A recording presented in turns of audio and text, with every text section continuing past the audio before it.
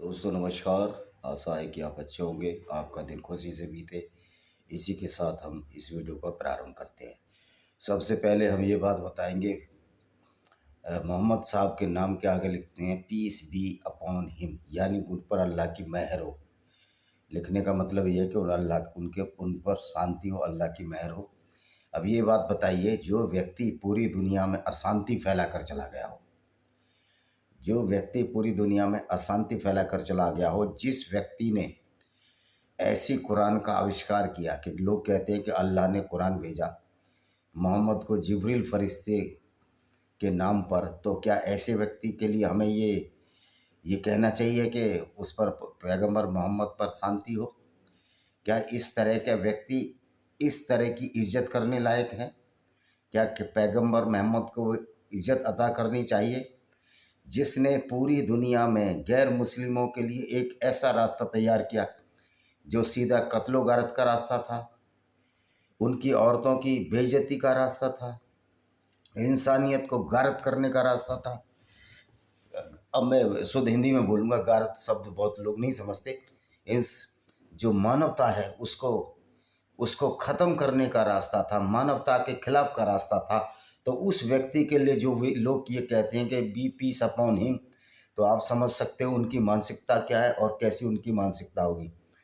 दूसरा ये है कि जो जिब्रील फरिश्ता था, जो इन्होंने गैब्रियल फरिश्ता, जो यहूदियों की धर्म पुस्तक में और ईसाइयों की धर्म पुस्तक से लिया गया है, तो धर्म पुस्तक से जो लिया गया है, तो गैब्रियल, उसको जिब्रील बना दिया इन्होंने।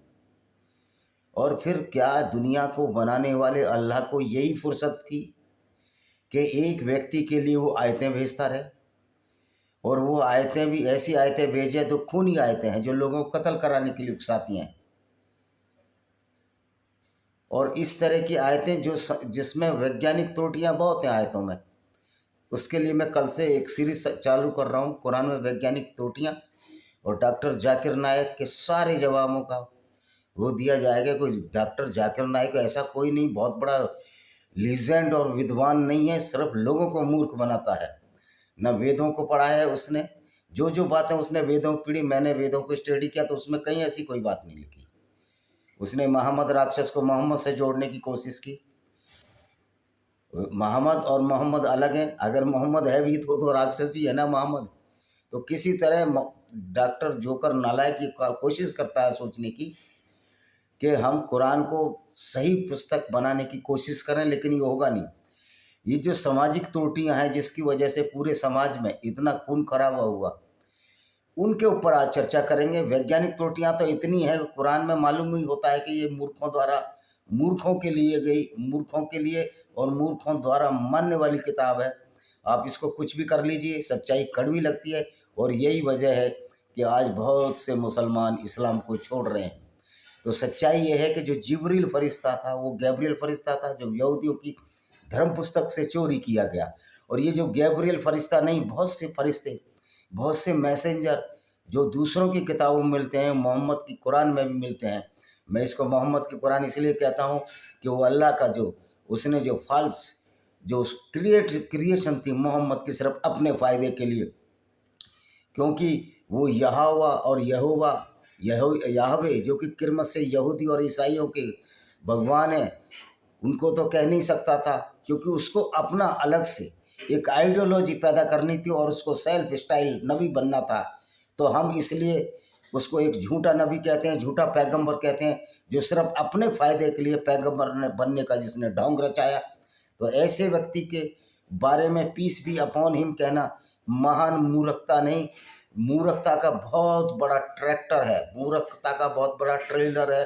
जिन लोगों ने उसको पीस बी अपॉन या उस पर शांति हो और जो महान मानते हैं, तो सोचो वो लोग जो अपने पैगंबर की सुन्नत को मानते हैं, उसकी शिक्षा को मानते हैं, वो आपके साथ किस तरह का व्यवहार करेंगे। क्योंकि इनके पैगंबर ने कभी भी किसी भी गैर मुस्लिम के साथ अच्छा व्यवहार नहीं किया था।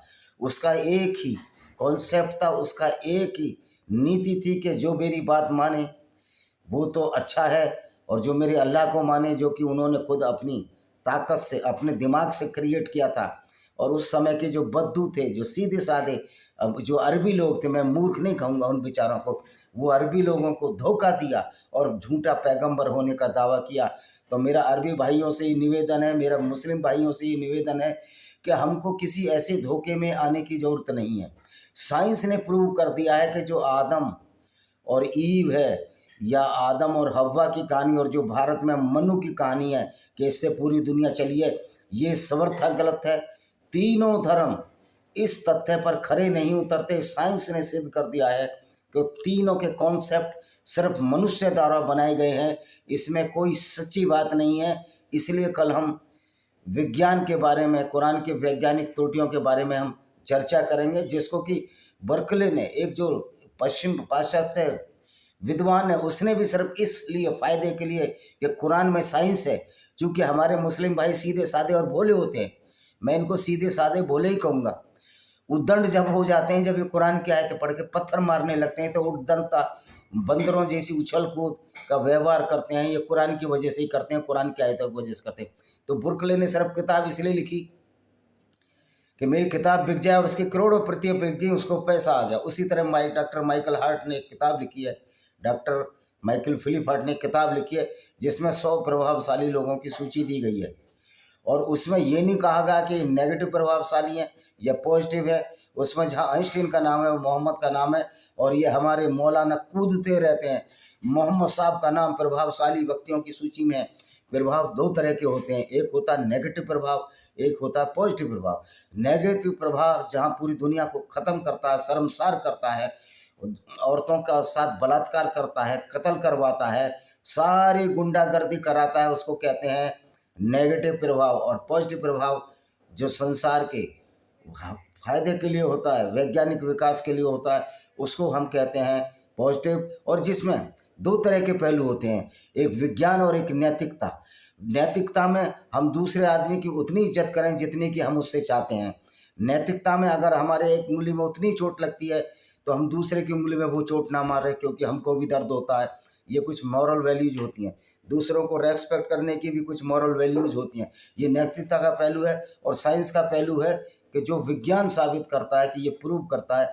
तो जो ये कुरान है, ना तो ये नैतिकता के आधार पर खरी उतरती है, ना ये उसके आधार पर, मानवता के आधार पर और साइंस विज्ञान के आधार पर खरी उतरती है। यद्यपि वेदों में कोई विरोधाभास नहीं है, तो वेद पढ़ने से साइंस का ज्ञान मिलता है। लेकिन ये किसने बना दिया कि मनु से पूरी दुनिया पैदा हुई, ये भी एक झूठ है। इस पर भी मैं विश्लेषण कर रहा हूँ, वेदों की थोड़ी स्टडी करता हूँ, वेदों में ऐसा कोई प्रमाण नहीं मिला। तो ये लगता है कि सारे जो गड़बड़ झाला है, ये इस्लामिक काल में हिंदुओं को बदनाम करने के लिए और कुछ चंद लालची लोगों को, जो कि पूरे सनातन वैदिक धर्म का सिरमौर होने की कोशिश करते थे, उनको पैसा दे देकर ऐसी ऐसी बातें लिखाई गई, जिससे कि आज पूरा हिंदू शर्मसार हो रहा है, सनातन धर्म शर्मसार हो रहा है। आज रामायण की जो रामचरितमानस है, रामायण नहीं, रामचरितमानस को कहाँ का स्थान मिल गया है। लेकिन उसमें कुछ ऐसी पंक्तियाँ हैं, विवादास्पद हैं, और मेरी जो पाश्चात्य विद्वान है वो हिंदी की समझ नहीं रखते, जैसे ढोल गंवार पशु सूद और नारी, ये सारी की सारी पंक्तियाँ आप बताओ, ढोल गंवार सूद और पशु नारी ही ताड़न के क्यों अधिकारी हैं? क्या नर अगर गलती करेगा तो उसको सजा नहीं मिलेगी? इसलिए मैं कभी कभी कहता हूँ कि जो रामचरितमानस से बेहतर हमारा भारतीय संविधान है, वो नर नारी में भेद नहीं करता। लोगों को बुरी बात लग सकती है कि कूप मंडूक और रामचरितमानस कोई ऑथेंटिक ग्रंथ नहीं है, उसके कितने भी कसीदे पढ़ लो, अगर पूरा वो दूध है, पूरा वो अमृत है, लेकिन उसमें जहर की एक बूंद डाल दी गई है, वो किताब मेरे जैसे व्यक्ति के लिए तो मानने योग्य नहीं है। और मेरे मेजोरिटी इस बात पर सहमत है कि ढोल गंवार पशु शूद्र नारी, मुझे 10-20-5% की उन सो कॉल्ड झोला छाप बुद्धिजीवियों की कोई परवाह नहीं है। मैं तो मानवता की बात करने के लिए कहता हूँ, ढोल गंवार पशु शूद्र नारी ये ही ताड़न के क्यों अधिकारी हैं? आपको गाय दूध देती है, आप उसको डंडे से मारोगे अगर दूध नहीं देगी, तो मानव से तो बड़ा कोई राक्षसी प्रवृत्ति का मानव को जो हमारा क्रेमनियम है, जो हमारा कपाल है, जो 1200 घन क्यूबिक सेंटीमीटर से 1400 तक होता है, यद्यपि हमसे भी बड़े कपाल वाले मानव क्रोमैग्नन नियंत्रण मानव थे जिनका 1600 तक था। तो हमने इसका दुरुपयोग किया है। इसका सदुपयोग अच्छे कामों में करेंगे तो नेगेटिव प्रभाव नहीं आता। मोहम्मद ने भी अपने जो क्रेमनियम कपाल था कि जो 12 से 14 क्यूबिक घन सेंटीमीटर एक होमो सेपियंस का होता है, जो कि हम हैं, उसका दुरुपयोग किया, और उस दुरुपयोग करने से एक ऐसी आइडियोलॉजी जिसमें झूठ फरेब सब कुछ छिपा हुआ है सिर्फ अपने स्वार्थ के लिए। तो कुरान एक स्वार्थ सिद्धि की किताब है, और ये जिब्रील फरिश्ते को बेचारे को ज़बरदस्ती घसीट लिया। गेब्रील फरिश्ता, हम उसको इसलिए मैंने उसको शैतानी फरिश्ता भी कहा है, लेकिन निश्चित तौर पर वो तो सारा मोहम्मद का किया धरा है। तो जितना भी ये वसवसा फैलाया है, जितना भी लोगों में हिंसा और आतंक फैलाया है, ये सिर्फ मोहम्मद साहब की करामाती, मोहम्मद साहब की करतूतें हैं। तो डॉक्टर माइकल फिलिप हार्ट ने इनका नाम नेगेटिव लोगों की सूची में लिया है कि ये व्यक्ति ऐसा था जो पूरी दुनिया में हिंसा नफरत फैला गया। तो मेरा मुसलमान भाइयों से यही है कि आपको इनमें सच्चाई, इसमें आपको ईमानदारी कहाँ दिख जाती है इमरान खान को। तो आप समझ सकते हो, चाहे वो इमरान खान हो, चाहे डॉक्टर हसन निसार हो, कोई भी मुसलमान कितना भी बड़ा बुद्धिजीवी वैज्ञानिक क्यों ना हो, अगर वो कुरान पर चलता है तो वो एक अच्छा इंसान नहीं हो सकता। वो अच्छा इंसान जब ही होगा जब उससे पावरफुल लोग उसके साथ होंगे। तो निश्चित तौर पर ताकत से तो दुनिया डरती है, आज अमेरिका से और इजराइल से सबकी, अल्लाह के बंदों की, और इवन अल्लाह भी डरता है, क्योंकि अल्लाह तो कोई है ही नहीं। अगर मोहम्मद डरे तो समझो अल्लाह डर गया। तो आइए देखिए किस तरह की ये कुरान किताब, जिस मोहम्मद पर हम पीस हो शांति होने का तमगा लगाते हैं, उसको बहुत बड़ा पैगंबर मानते हैं, वो सबसे बड़ा नेगेटिव आदमी था। हिटलर से भी ज़्यादा अगर कोई उसने नकारात्मकता फैलाई तो prophet, so called prophet Muhammad ने फैलाई। जब हिटलर के स्वास्तिक चिन्ह हटा दिए गए हिटलर की आइडियोलॉजी को समझकर, तो फिर ये मोहम्मद की किताब अब क्यों चल रही है, और मोहम्मद की किताब की वो खूनी आयतें क्यों चल रही हैं जो दुनिया को विनाश पर पैदा करने के लिए हैं। और ये कहते हैं ये ब्लेस्फेमी है।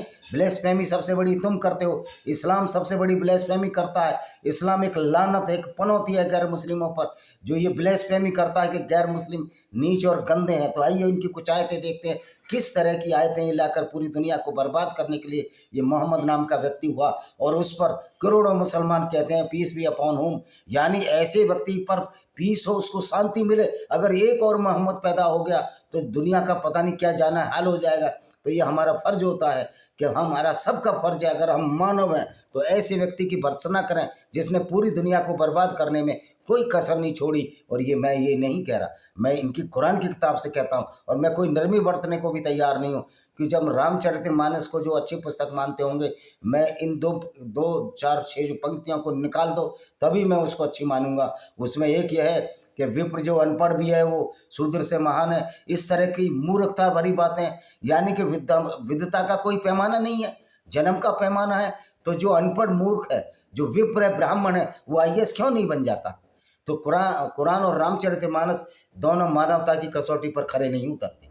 तो देखिए इनकी सूरा अल हिज्र एक आयत है जिसमें झूठ के सिवा कुछ नहीं है।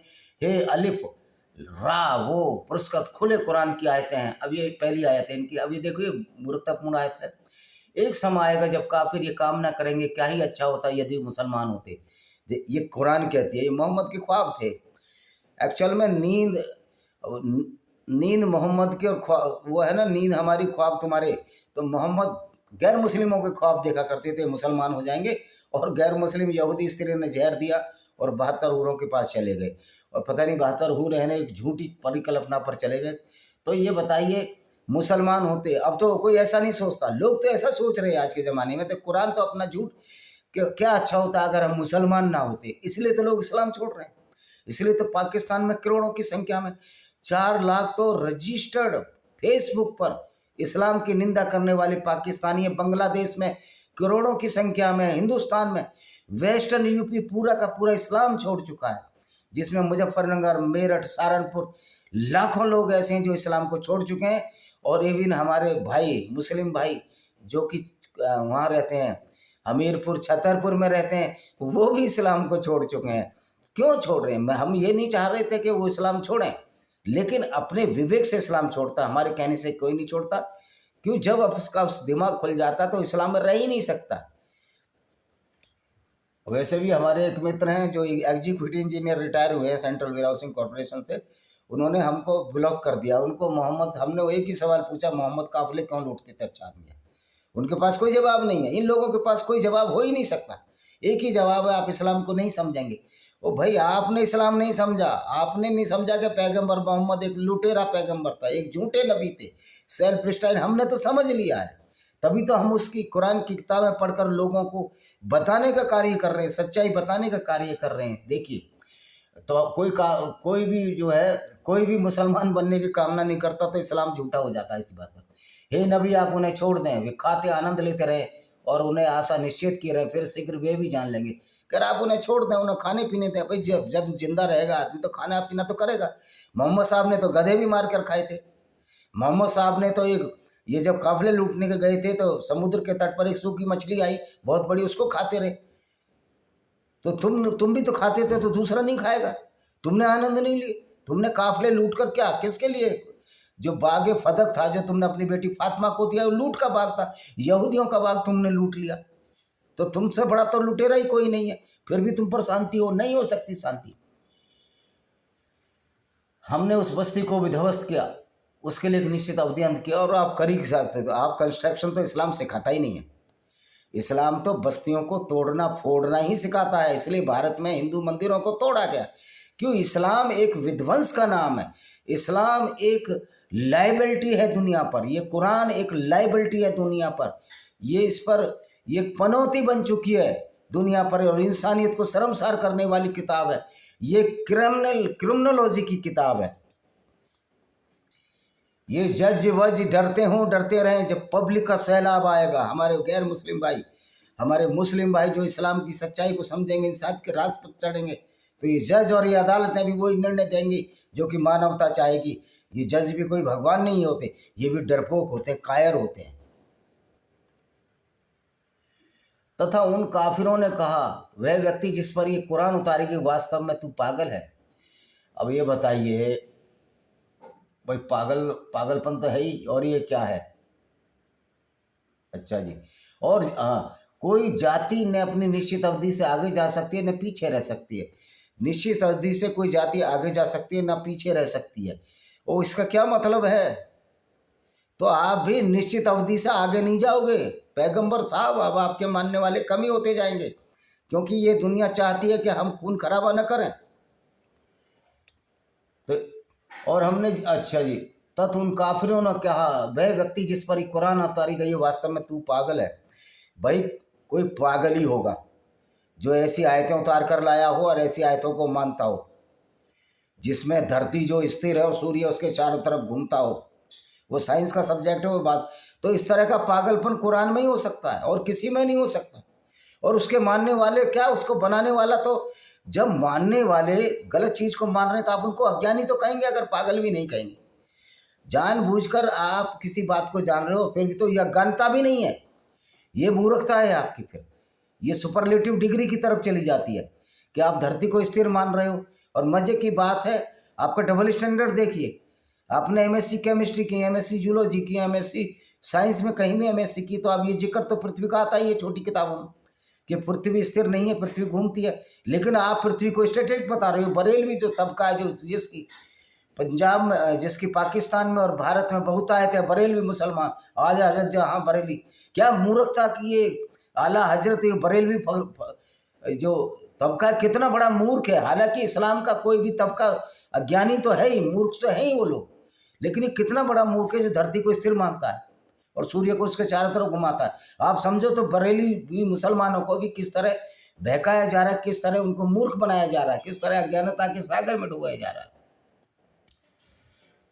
तो ये पागल तो है ही जिस पर कुरान उतारी गई। मैं तो कहता हूँ अल्लाह भी पागल है जो ऐसी ऐसी आयतें उतारता था, और जिब्रील फरिश्ता भी पागल है वो जो ऐसी ऐसी फालतू की आयतें लाता था जिनका कोई मतलब ही नहीं है आजकल। क्या हम हमारे पास फरिश्तों को नहीं लाता? यदि तू सच्चों में, वो तुम्हारा फरिश्ता भी पागल है। फरिश्ता भी मोहम्मद ने चोरी किया था, जो गैब्रियल था यहूदियों का।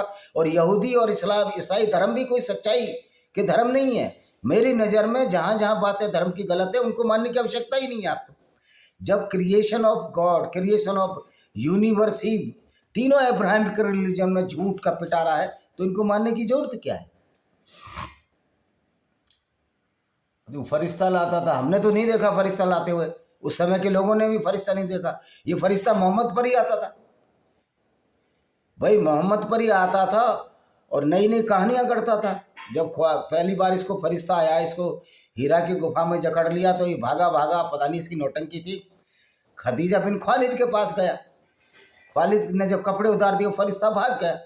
ये कहानी गढ़ी क्योंकि खदीजा बिन खालिद भी जानती थी, जो ईसाई औरत थी, कि मैंने एक ऐसे व्यक्ति से शादी कर लिया है जो कि नॉर्सिस्ट, जो कि एक बीमार, जहनी तौर पर बीमार है।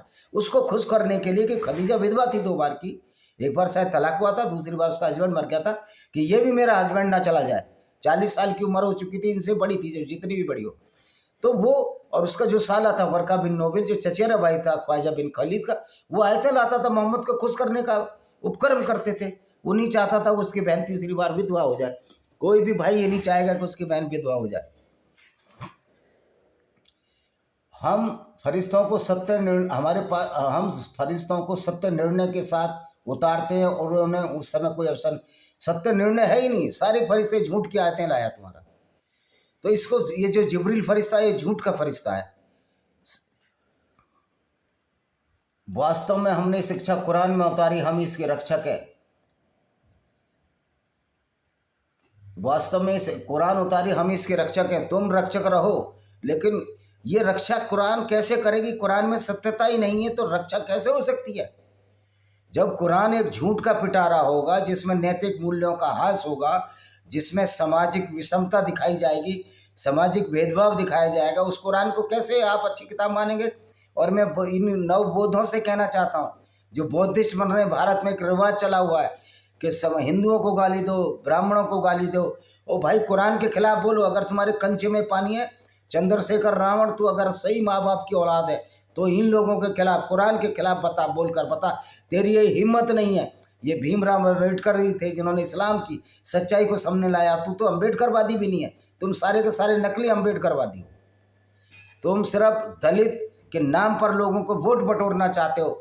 दलित भाइयों, ये कुरान पर टिप्पणी क्यों नहीं करते आपके लीडर, जिसमें कुरान में साफ साफ लिखा गया है कि आप अगर हिंदू हैं या बौद्ध हैं या गैर मुस्लिम हैं, दलित हैं या अगड़े हैं, मगर मुसलमान नहीं है, तो आपको भी लोहे की चैन से डालकर, खींचकर जंजीर में डाला जाएगा और आपको घसीटकर नरक की आग में झोंक दिया जाएगा। ये चंद्रशेखर रावण और मायावती क्यों नहीं बोलती, जो दलितों के पैगंबर बनते हैं, पैरोकार बनते हैं? ये बात अम्बेडकर ने बोली थी, भीमराव अम्बेडकर ने बोली थी कि इस्लाम के साथ कोई व्यक्ति शांति और सुखी के साथ नहीं रह सकता। किसी मुसलमान के साथ कोई व्यक्ति, गैर मुस्लिम, सुखी और शांति से इसलिए नहीं रह पाता कि उसकी कुरान बार बार उसको, जो इस्लाम का जो वायरस है, उसको डसता है और कहता है जा दूसरों को डस, दूसरों में हिंसा फैला, शांति अशांति पैदा कर। कि कुरान की आयतें ये खूनी आयतें हैं। और हमसे अब देखो, कुरान के रक्षक किस तरह के लोग हैं? ये खूनी लोग हैं। और हमने आपसे पहले भी प्राचीन जातियों में रसूल भेजा हुआ है। मोहम्मद को जो है ना, पैगंबर बनने का शौक था उनको, उन्होंने वो सारे पैगंबर छीन लिए उधर से, जो यहूदियों की धर्म पुस्तक में थे। डेविड को दाऊद बना दिया, अब्राहम को इब्राहिम बना दिया, जोसेफ को यूसुफ बना दिया, और न जाने क्या क्या इन्होंने पूरा का पूरा एक ऐसा जाल रचाया अल्लाह के नाम से, जिससे पूरी दुनिया आज ही जा चुकी है। मुसलमान भी आज ही जा चुके हैं कि हमारा पैगंबर काफिर लूटता था और हम उसको पैगंबर माने। तो ये दूसरी जातियों में रसूल भेजे, चोरी कर लिए। तो चोरी में तो माहिर थे मोहम्मद साहब। सारे कुरान के आयते हैं, यहूदियों की धर्म पुस्तक की आयतें और बाइबल से चुरा ली, और लूट के लिए फिर अल्लाह के नाम से एक आयत उतार दी कि पूरी दुनिया में गैर मुस्लिम को लूटो, उनके धर्म स्थल तोड़ो, मूर्तियाँ तोड़ो, क्योंकि इस्लाम में जायज़ है। और हजरत अली ने जिंदा आदमी जलाया था, जिसको ये बड़ा विद्वान और वो मानते हैं। 2 आदमी जिंदे जलाए थे, हजरत अली दामाद ने। तो इसलिए हजरत अली के जो फातिमा के बेटे थे, जो हजरत अली के बेटे थे, हुसैन हसन के साथ वही व्यवहार हुआ जो हजरत अली ने दूसरे लोगों के साथ किया। तो इसमें दुख मनाने की क्या जरूरत है? इसमें चैने मारने की क्या जरूरत है? आपके जो पैगंबर ने किया, जो पैगंबर ने लोग कत्ल किए, जो उसके दामाद ने किया और उनके साथियों ने किया, वही हसर उनके साथ हुआ।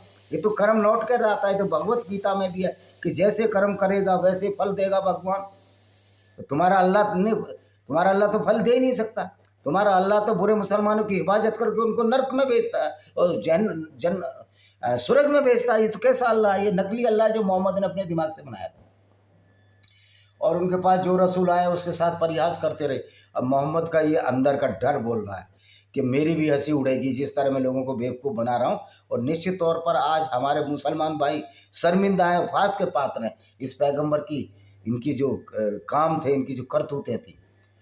इस प्रकार हम इसे अपराधियों के दिल में प्रो देते हैं। वो पहले मोहम्मद डरा लेता था तलवार से, कोई नहीं डरता तुमसे।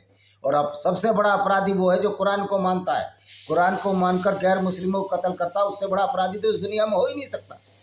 एक क्राइम करना और क्राइम की किताब पढ़ना में थोड़ा सा बस यही फ़र्क है। अगर आप क्राइम की किताब पढ़कर एक अच्छी प्रेरणा लेते हो, क्या हम तो किताब को इसको रिजेक्ट करते हैं, किताब अच्छी नहीं है, लेकिन अगर उस किताब पर चलने लगते हो तो तुम आतंकवादी हो जाते हो।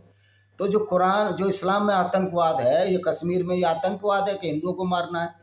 और कोई कश्मीरी लड़ाई नहीं है। इस्लाम ना तो कश्मीर को जानता है, ना इस्लाम बर्मा को जानता है। इस्लाम में जब ये फैक्ट ही नहीं है कि कोई धर्म की, कोई देश की अवधारणा ही नहीं है, तो यासीन मलिक जैसे लोग झूठ बोलते हैं कि हम कश्मीरियत के लड़ रहे हैं, क्योंकि झूठ बोलना भी इस्लाम में जायज़ है। इसको अलतकिया कहते हैं।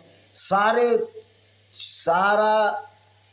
छदम युद्ध, सारे क्या बोलते हैं, सारे धोखेबाजी, सब कुछ कुरान में जायज़ है, सब इस्लाम में जायज़ है। तो ये झूठ बोलता है यासीन मलिक, क्योंकि इस्लाम में झूठ बोलना भी जायज़ है। मोहम्मद ने खुद अपने साथियों से झूठ बोलवाया और खुद भी झूठ बोला। वे उस पर ईमान नहीं लाते।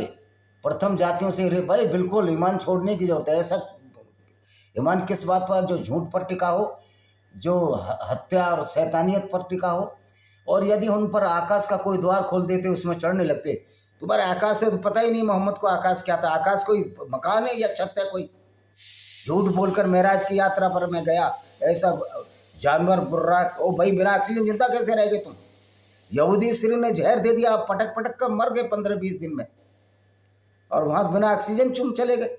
ऐसे महामानव हो गए तुम। कोई ऐसे मानव का उल्लेख है जो बिना ऑक्सीजन 3 मिनट या 1 मिनट से ज्यादा जिंदा रह सके? यानी कि झूठ का पिटारा एक कुरान है। तभी वो ये कहते कि हमारी आंखें धोखा खा रही हैं, बल्कि हम पर जादू किया। वो कहते, मोहम्मद साहब चले गए फ्यूचर टेंस में। वो कहते ना कहते, हम तो ये कह रहे हैं मोहम्मद साहब आप झूठे थे, आप लोगों को बेवकूफ़ बना के चले गए। आप तो चले गए, पर दुनिया में ऐसी राड़ या लड़ाई फैला करते जो आज पूरी दुनिया में मारकाट हो रही है। तो तुम तो बहुत ही नेगेटिव पर्सनैलिटी हो। तो डॉक्टर माइकल जब फिलिप हार्ट ने किताब लिखी थी स्वप्रभावशाली, तो उसमें नेगेटिव पर्सनैलिटी को कोट कर देना चाहिए था। और मैं ये किताब लिखूंगा 100 इन्फ्लुएंसिव पर्सनैलिटी नेगेटिव पॉजिटिव। मैं इस पर एक किताब लिखने जा रहा हूँ, क्योंकि डॉक्टर माइकल हार्ट ही कोई आखिरी लेखक नहीं है इस दुनिया के। वो धिक्कारे, तभी वो ये कहते हैं कि हमारी आंखें धोखा खा रही हैं। कोई आंखें धोखा नहीं खा रही, ना कोई कहता है। हमने आकाश में राशि चक्र बनवाए, उसे देखने के लिए सुसज्जित किया। राशि चक्र क्या? वो तारे, मिसाइल बनवा दी। अल्लाह की मिसाइल हैं जो पड़ती हैं उस शैतान के पीछे, जो पिक्चर तारे रोज गिरते रहते हैं। परंतु जो शैतान चोरी से सुनना चाहे तो खुली ज्वाला उसका पीछे। जो शैतान चोरी से फरिश्तों की बात सुनने का प्रयास करते हैं। और तुम्हारे पास तो फरिश्ता ही नहीं है, उससे बड़ा तो कोई शैतान ही नहीं। जिब्रील फरिश्ते थे जो ऐसी ऐसी आयतें लाता था, लोगों को कत्ल करने वाली आयतें लाता था। तो तुम्हारे पास फरिश्ता आ ही नहीं सकता। तुमने कौन सी अच्छी मोहम्मद ने जो उसके पास फरिश्ते आते, जो दुनिया को हमेशा पूरी जिंदगी कत्ल कराता रहा, लोगों के बगीचे लूटकर फातिमा को दे दिया, जो अपनी बेटी को बागे फतक। और मजे की बात है, करम सामने आता है। बागे फतक को जब ये मांगने गई फातिमा, जब मोहम्मद की मृत्यु हो गई, उन्होंने कहा कौन सा बाग तुम्हारा? वो तो लूट का बाग था, वो तो मुसलमानों की सेना ने, तुम्हारा काय का हिस्सा? और वहाँ मोहम्मद ने सबको बेवकूफ़ बनाया कि इस दुनिया में तो कुछ नहीं है, कुछ खा पी लो, असली दुनिया आखिरत की दुनिया। तो ये अल्लाह ने मुसलमानों को इस दुनिया में क्यों भेजा? सीधा भेज देता जन्नत में। यहाँ बेचारे मर रहे हैं, कभी इजराइल मार रहा है, कभी इन कश्मीरी मुसलमानों को जो आतंकवादी हैं, तो वैसे सारे के सारे, कभी हमारी भारतीय फौज मार रही है, इतने कष्ट भुगत रहे हैं बेचारे, कईयों की बॉडी जल गई है। यानी कि यार इस तरह एक तरह की मूर्खता, उसमें PhD होल्डर हो या कुछ भी हो, हसन निसार जैसे कि पूरी दुनिया में हसन निसार का नाम है, पर मूर्खता की हद उसने जब कर दी, जब कह दिया मेरा DNA तो पाकिस्तानी DNA नहीं है, और मोहम्मद की पढ़ाई करने वाला तो वो तो बुद्धिजीवी नहीं है। मैं तो हसन निसार की बहुत पाकिस्तान की बड़ी इज्जत करता, लेकिन वो भी निरा मूर्ख निकला, और दूसरे मोमिनों की तरह जो इस्लाम की मूर्खता को स्वीकार करते हैं। तो दोस्तों, ये वीडियो यहीं पर समाप्त करते हैं। हमने आज आयतें बनाई थी, 18 आयतें की हैं हमने, बाकी की आयतें हम कल करेंगे। तो साबित करने की कोशिश करेंगे, नहीं ये सच्चाई है कि इस्लाम कोई आइडियोलॉजी नहीं है, कोई अच्छी चीज़ नहीं है, कोई ये पवित्र किताब नहीं है, बल्कि ये लोगों में फितना, लोगों में डर और भय का संचार पैदा करती है।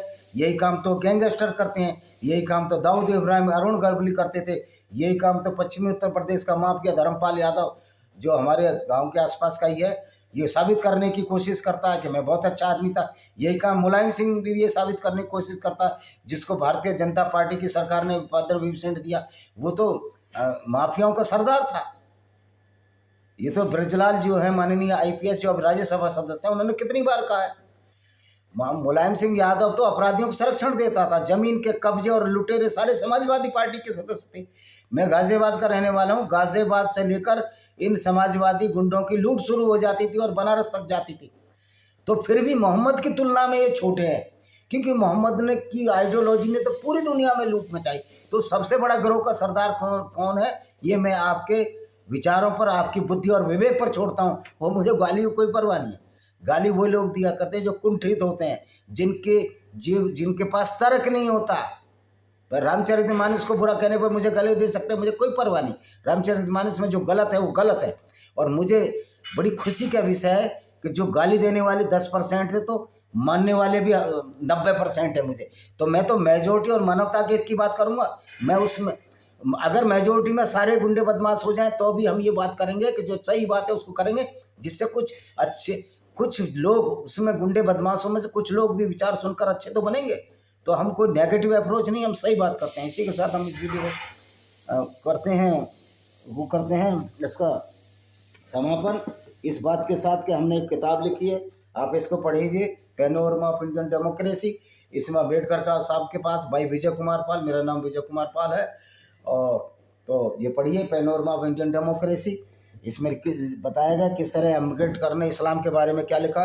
ये विनेमस फैंक्स ऑफ कोबरा कि ये जो जहरीले नाग हैं जो आइडियोलॉजी के नाम पर गैर मुस्लिमों को परेशान कर रहे हैं, उसके बारे में सब कुछ लिखा है। इनका आतंकवादी समूह किस तरह यहूदियों को परेशान किया, किस तरह यजीदियों को परेशान, किस तरह बाद में हिंदू और बौद्धों को परेशान किया, उनकी औरतों के साथ बलात्कार करे और करवाए और मंदिरों को तोड़ा। एक किताब है मेरी, लेमेंट of Sinjar by Vijay Kumar Pal, जिसमें यजीदी औरतों के साथ अबू बकर अल बगदादी ने किस तरह कुरान की आयतें पढ़कर उन लड़कियों के साथ बलात्कार किया, उनको किडनैप किया, क्योंकि इस्लाम में औरतों को किडनैप करने की भी इजाज़त है। तो ये थी सूरह अल हज्र, जिसकी मैंने 18 आयतें बताई और उसके साथ बहुत ये साबित करने की कोशिश की कि मोहम्मद पर शांति कैसे हो सकती है जब वो पूरी दुनिया में अशांति फैलाकर चले गए। वंदे मातरम, जय हिंद, आपका दिन शुभ हो।